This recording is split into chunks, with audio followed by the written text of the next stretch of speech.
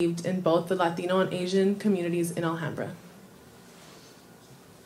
So before I begin my presentation, I want to give you a brief outline on what to expect within the next few minutes. First, I'll describe the background in which I use to deconstruct and analyze my data. Second, I'll give you a brief demographical background on the city of Alhambra. Thirdly, briefly walk you through the methodological approach following by the results. And lastly, state room for further research and final remarks.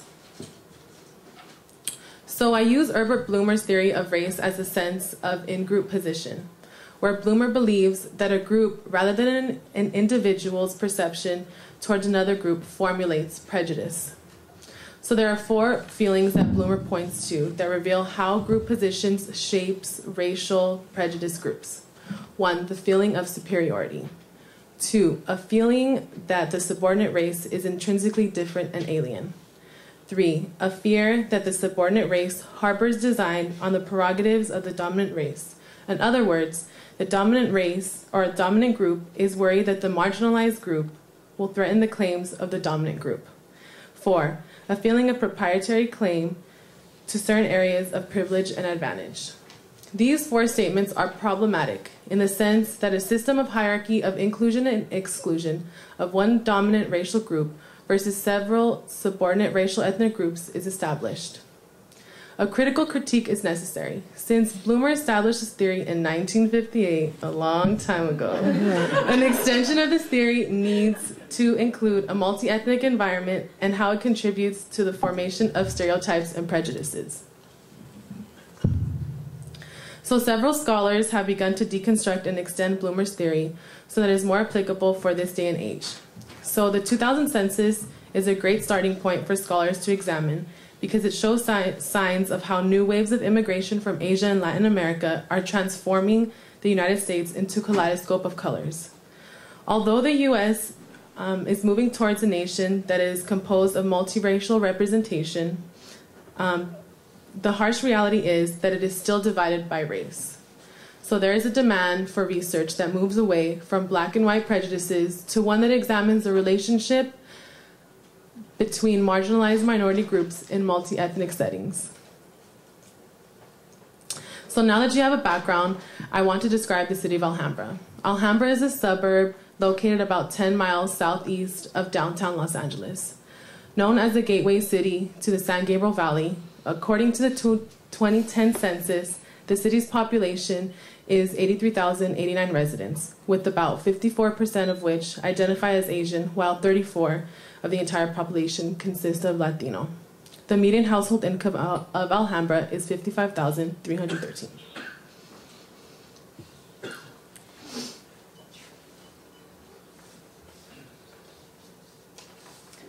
So my research question sought to verify if the Latino and Asian sectors within Alhambra believed in stereotypes.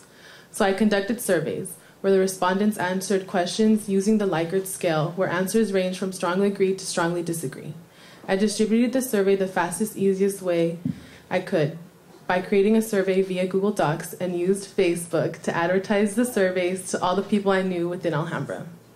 I was able to collect 29 surveys, and from those 29, I only used 18 Latino respondents and 6 Asian respondents.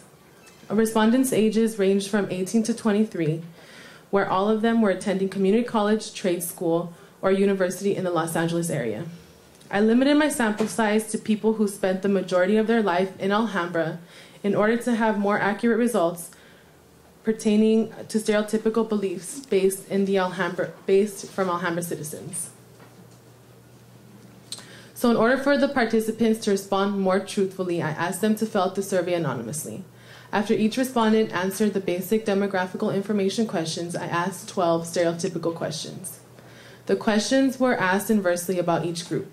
The questions are shown above. In general, are Asians or Latinos smart, individually motivated, family-oriented, business-minded, and lastly, bad drivers? These circulating statements were the most commonly heard and talked about statements, and I wanted to test them out. So for the sake of time, I will only talk about 2 graphs that really show the interesting findings that I did not expect. So this graph shows how Latinos and Asians responded to the question, in general, are Asians smart? As you can see in the graph, 50% of Latinos agree that Asians are indeed smart, where Latinos are projecting the stereotype that Asians are smart. So I began to hypothesize on what this means for Latino respondents. Why do half the respondents believe that Asians are smart? Is it because they only observed mostly Asians in the advanced AP classes? This graph led me to believe that the structural formation of some academic institutions, specifically public school education, may be responsible for leading Latinos to believe that Asians are smart.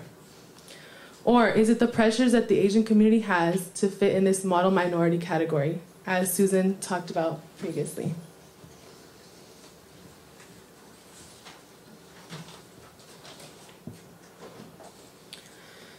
This graph shows the question, in general, are Latinos smart?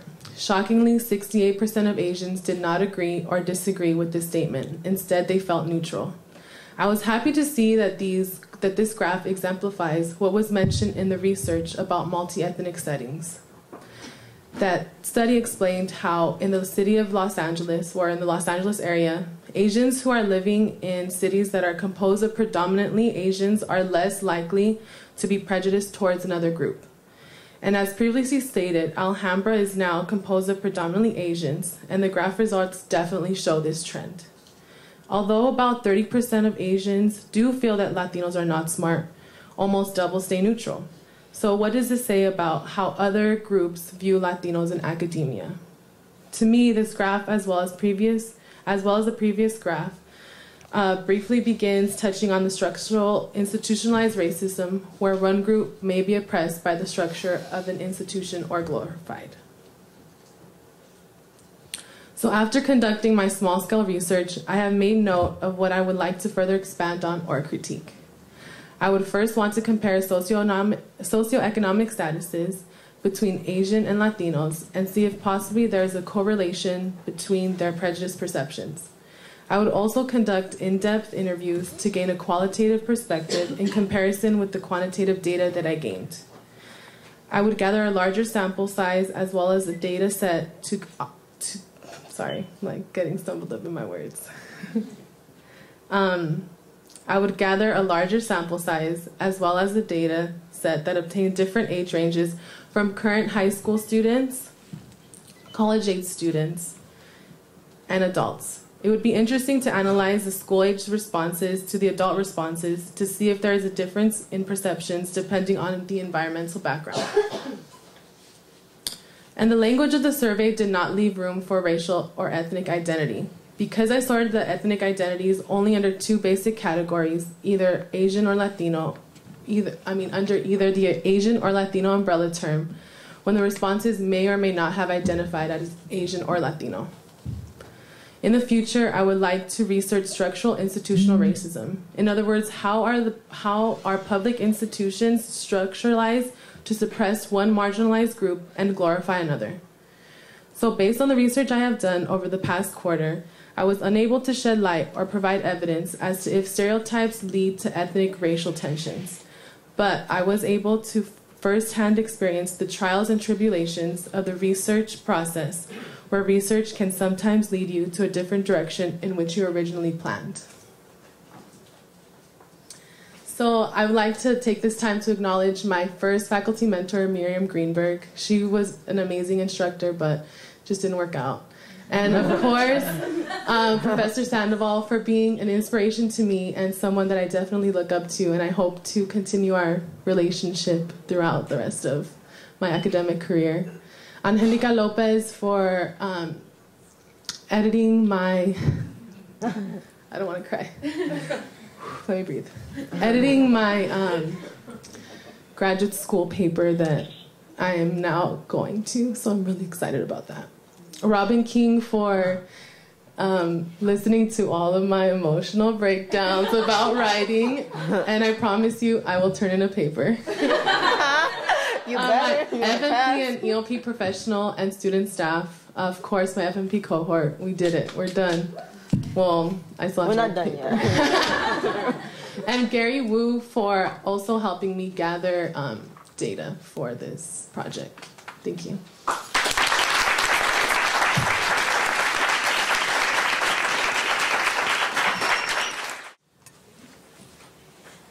this question is for Nee and Suzanne. So I noticed on Suzanne's graph about the reasons why students are involved in the organizations, and there was only either two responses or 2% of the responses that said political reasons. And I wanted to know your reflection on that. And Nee, it ties into the political aspect of the Black Panther Party. So I just wanted to reflect either why it's such a low number, the importance of it either increasing, just anything. Okay. I'm not really sure what you mean, but are you asking why are students not really interested in history classes or like the political aspect? I guess my question is more if seeing that, are you surprised? Do you think if cultural implies political knowledge, or I mean, I know that's a college setting, and it's an organization and not necessarily an like a class, but just your thoughts. So the personal is very political. That's something that I learned.